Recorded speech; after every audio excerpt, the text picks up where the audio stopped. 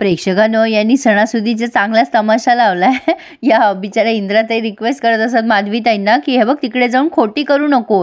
आता माधवीताई म्हणतात अगं तू संदर्भ सोडून बोलू नकोस, काय ते स्पष्ट सांग. आता या इंद्राताई म्हणतात अगं बाई हे बघ सगळं काही मला माहिती आहे, काय काय आपल्यात गैरसमज झाले ते. पण आता माधवीताई म्हणतात अहो तुम्हाला कल्पना आहे का, तुमच्या मुलाच्या खोट्या केसमुळे त्या संस्थेने नाकारलाय माझ्या मुलीचा दत्तक घेण्याचा अर्ज.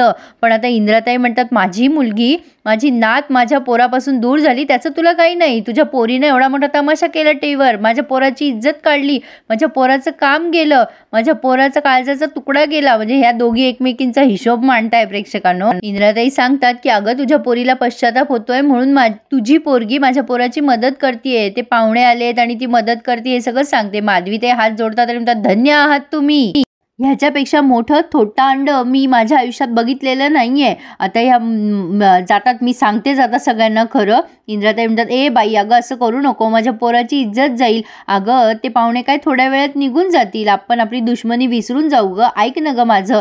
त्या विचारा हात जोडताय पण माधवीताई म्हणतात मी तुमचं का ऐकावं. इंद्राताई म्हणतात तू पण एक आई आहेस ना ग बाई, अगं मी तर माझ्या लेकराच्या इज्जतीसाठी तुझ्याजवळ पदर पसरतीये ना. अगं तुला तुझ्या लेकीची शपथ आहे, आता आमची इज्जत तुझ्या हातात आहे, तुझी लेक झाली आहे ना ग तयार स्वतःहून, नको ग तिला अडवू. ते पाहुणे गेले ना की तुमचे तुम्ही आणि आमचे आम्ही.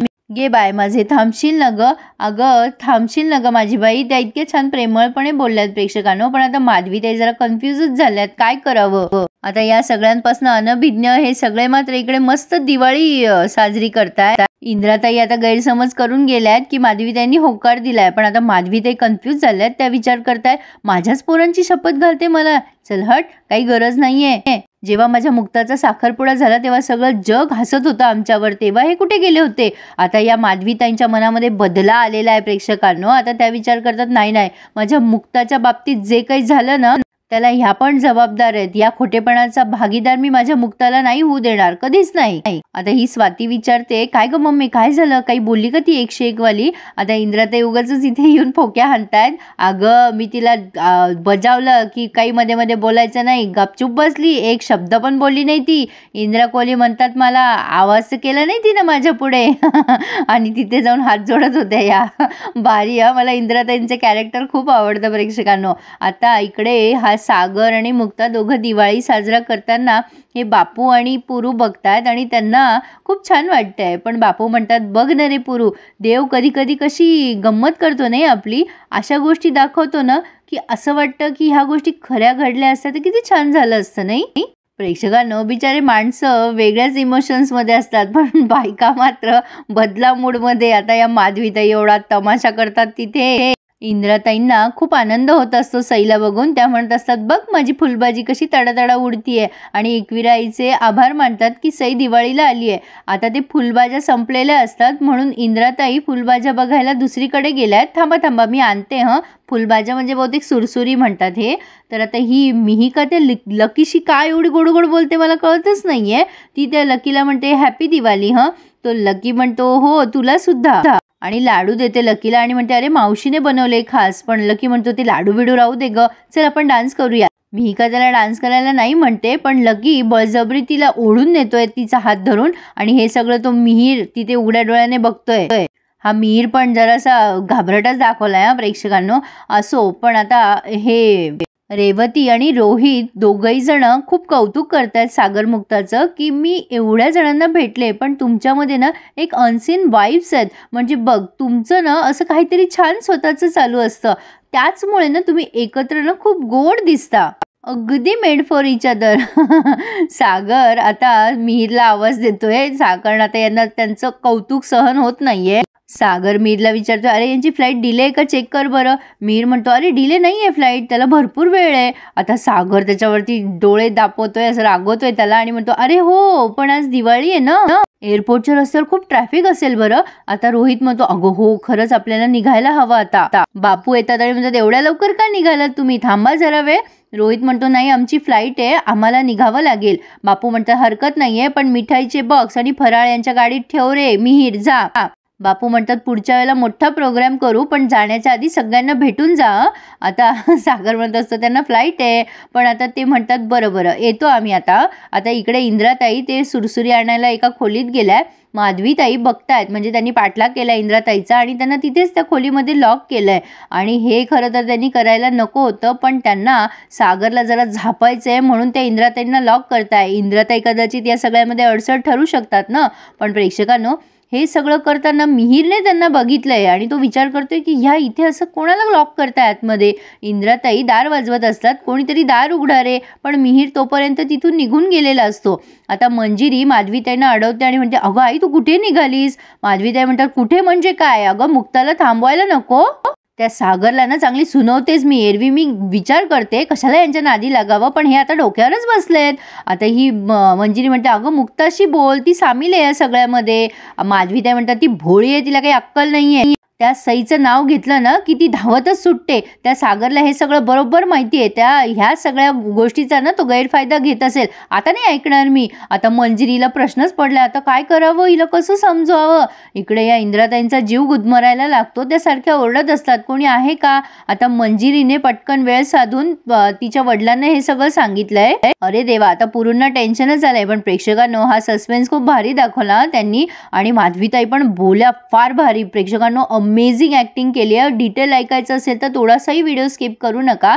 इंद्राताईंचा जीव गुदमरत असतो. आता पुरू माधवीताईंना गाठतात आणि त्यांना समजवत असतात, पण माधवीताई म्हणतात काय बोलतोयस तू पुरू, कशाला ऐकून घेऊ मी, तुला कळतंय का ही गोष्ट किती गंभीर आहे ते. अरे ती 102 वाली गरज तुमची आहे, पण त्यांच्या गरजा संपतच नाहीये रे.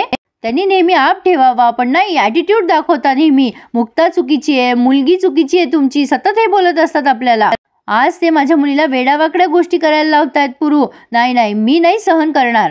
आता बरी चालते त्यांना मुक्ता. मऊ लागलं म्हणून कोपऱ्याने खणायचं का. कळू देत त्यांना माझ्या मुक्ताची आई जिवंत आहे अजून. आता माझ्या मध्ये येऊ नकोस ना पुरू तू. नाही माझा विरोध नाही करायचा आता तू पुरू, कळतंय का तुला. आता ते इतक्या पॅनिक झालेल्या असतात. प्रेक्षकांनो अमेझिंग ॲक्टिंग केली, असं बघतच राहावं वाटतं त्यांना. इकडे या इंद्राताईंचा जीव गुदमरायला लागतो, कारण तिथे खिडकी सुद्धा नसते. माधवीताई पदर खोचून गेल्यात तिकडे. आता पुरूंना टेन्शन आलंय काय करावं, पण आता त्यांच्या हातात काहीच नाही. आता सारख्या मध्ये इंद्राताई दाखवल्यात आणि फायनली हे रोहिणी आणि रोहित गेले बाबा एकदाचे. हाय हॅलो झालंय, म्हणजे बाय बाय झालंय त्यांचं. आणि आता त्यांची गाडी जात नाही की हे सागर आणि मुक्ता एकमेकांशी बोलायला लागतात. सागर तिला थँक्यू म्हणतो जेन्युनली, आज तुम्ही जे काय केलं त्याबद्दल खरंच थँक्यू, आणि सईलाही तुम्ही घेऊन आलात. आता या माधवीताई सागरला बघत बघत इथे येत आहेत. मुक्ता म्हणत असते मी तुमच्यासाठी काही केलेलं नाहीये, सईसाठी केलंय, कारण त्या बिचारीची अवस्था ना इथली ना तिथली अशी झाली आहे. तिची इच्छा होती की आज तिच्या आजी आजोबाबरोबर आणि तिच्या फॅमिलीबरोबर दिवाळी साजरी करावी, पण इथे येऊन मला तुमचं घाणेरडं नाटक करावं लागलं. मला ना तुमच्याशी बोलायची कधीच इच्छा नसते, पण आता तुम्ही हे जे काय मला चीप नाटक करायला लावलंय ना, त्यामुळे मला तर तुमचं तोंडही बघायची इच्छा नाहीये. प्रेक्षकांनो यांचं भांडण कमी व्हायचं नावच घेत नाहीये. माधवीताईंनी पलीकडून बघितलंय की सागर आणि मुक्ता सोबत उभे आहेत, त्यांचा पारा अजून चढून जातो आणि इंद्राताई बेशुद्ध होऊन तिथे खाली कोसळतायत, कारण त्यांचा जीव गुदमरतोय ती खोली बंद असल्यामुळे. आता इकडे ही मुक्ता म्हणत असते तुम्हाला सईला तिकडे न्यावं लागेल, कारण ती तिच्या आईकडेच राहते. आता ही मुक्ता वळत नाही की लगेच ह्या माधवीताई ओरडतात आणि त्याची कॉलर धरतात आणि म्हणतात काय रे सागर कोळी, गेले का तुझे क्लायंट. तुझ्या या सगळ्या नाटकामध्ये माझ्या मुलीला सामील करून घ्यायची हिंमतच कशी झाली ग तुझी. मुक्ता थांबवत असते माधवीताईंना, पण या मात्र फुल जोशमध्ये त्या म्हणतात काय समजतोस रे तू स्वतःला, बस कर आता, भरपूर नाटकं झाली आहेत तुझी.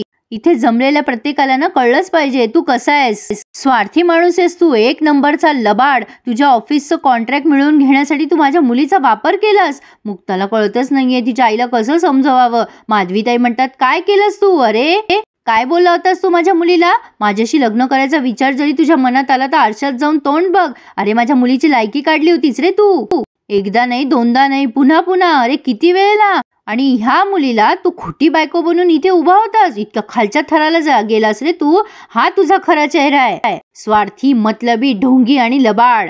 तुला माहिती आहे काय असतं, आई चुकली ना तर मुलगी दाखवून देते की आई तू चुकली आहेस, आणि तुमच्याकडे तर हे सगळे प्रश्नच नाही ना. चांगल्या वाईटाची जाण तर तुम्हाला नाहीच आहे. काय वाटलं रे तुला? पैशाने सगळं विकत घेता येतं, पण तुला जे वाटतं ना ते योग्य नाहीये, चुकीचं आहे हे सांगायला तुझ्या घरात नाहीच आहे रे कोणी. काय करणार? तुझा दोष नाहीच आहे ना. खाण तशी माती. इंद्राताई बेशुद्ध झालेल्या आहेत आता आणि कोसळून खाली पडल्यात. आता ह्या माधवीताई म्हणत असतात, एक एक गैरसमज झाला होता आमचा, तर तुम्ही आम्हाला जेलमध्ये घातलत. अरे आमचा गैरसमज झाला होता तर आम्हाला वाटेल तसं ऐकवलत. आणि तुम्ही तुम्ही वाटेल तसे वागलात आतापर्यंत. तुझ्या मुलीला माझ्या मुक्ताने रात्रभर हॉस्पिटलमध्ये थांबली, ती रात्रभर त्या पोरीचं सगळं केलं मुक्ताने. तिचा एक फोन लागला नाही तर तू तिच्यावर किडनॅपिंगची केस टाकलीस. तुझ्यामुळे माझ्या मुक्ताचा साखरपुडा मोडला आणि त्या रडायला लागतात. मुक्ता त्यांना सावरत असते, आई तू जरा शांत हो ग. पण आता ही स्वाती विचार करते, बरं झालं बाबा, ही बाई तो खूपच पेटून उठली आहे. ते पाहुणे गेले, त्यांच्यासमोर नाही तमाशा झाला. पण आता माधवीताई म्हणतात, तुझ्या आतताईपणामुळे माझ्या पोरीचा साखरपुडा मोडला आणि तू तुझ्या स्वभावासाठी, तुझ्या क्लायंटसाठी माझ्या मुलीला खोटी बायको म्हणून उभी करतोय. तुला लाज नाही वाटत का स्वतःची? आणि प्रेक्षकांनो, आता इथे हा रिव्ह्यू पूर्ण झालाय. लाज नाही वाटत का रे तुला स्वतःची? आणि प्रेक्षकांनो, इथे यांचं वातावरण चांगलं टाईट झालेलं दिसतंय. सगळे असे काय म्हणता येईल त्याला, गपचूप उभेत भामट्यासारखे. पुढे आपण बघणार आहोत की मिहिरने सांगितलंय सागरला, इंद्राताईंना यांनी लॉक केलं होतं म्हणून. आणि सागर आता ओरडतोय माधवीताईंवर, तुमचा जो काही प्रॉब्लेम आहे ना तो माझ्याशी आहे. तुम्हाला मला जे बोलायचं ना ते तुम्ही वाटेल ते बोला, पण माझ्या आईसोबत असं नाही वागायचं. मग आता ही म्हणत असते, मुक्ता तुम्ही असं कसं बोलताय हो माझ्या आईशी या टोनमध्ये? पण आता सागर म्हणतो, असं कसं म्हणजे? आता या दोघांचे पुन्हा त्यावरून भांडणं सुरू झालेत प्रेक्षकांनो. पण माधवीताईंना कळलंय की त्यांनी काय खोडी केली होती ते. आता पुन्हा यांचे भांडणं किती विकोपाला जात आहेत ते बघूयात. एवढे भांडणं झाल्यानंतर यांचं लग्न सक्सेसफुल होईल का प्रेक्षकांनो? अरे देवा, किती तो तमाशा. पण प्रेक्षकांनो, या तमाशामध्ये माझ्या चॅनलला सबस्क्राईब करायला आणि रिव्ह्यू लाईक करायला प्लीज विसरू नका. धन्यवाद.